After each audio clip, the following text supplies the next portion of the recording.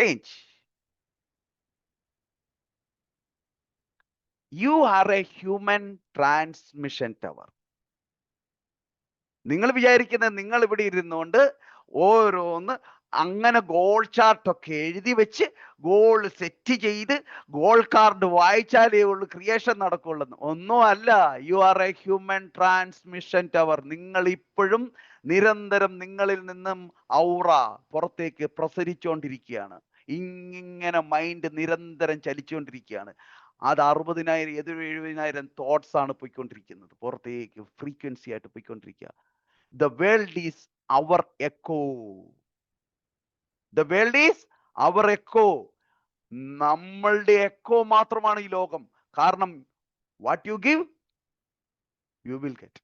നിങ്ങൾ എന്താണോ നൽകുന്നത് അതേ നിങ്ങളിലേക്ക് വരൂ. ഇപ്പൊ ഞാൻ ഇതിനൊരു ഉദാഹരണം പറഞ്ഞാൽ നിങ്ങൾക്ക് ക്ലിയർ ആയിട്ട് മനസ്സിലാക്കാം.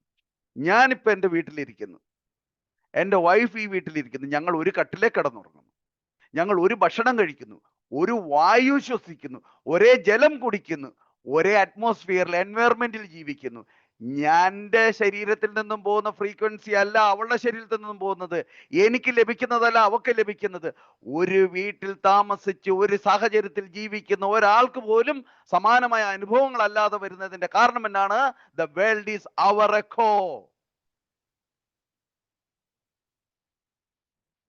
അയലോക്കത്തുകാരൻ കോടീശ്വരനാകുമ്പോൾ ഇങ്ങപ്പുറത്ത് കിടന്ന് നിങ്ങൾ കിടന്ന് ഞെളിവിരി കൊള്ളുന്നുണ്ടെങ്കിൽ ആ ലോകത്തിന്റെ കുഴപ്പമല്ല, എൻവയറമെന്റിന്റെ കുഴപ്പമല്ല, പ്രപഞ്ചത്തിന്റെ കുഴപ്പമല്ല, പ്രകൃതിയുടെ കുഴപ്പമല്ല.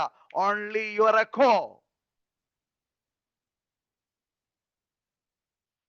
U are a human transmission tower.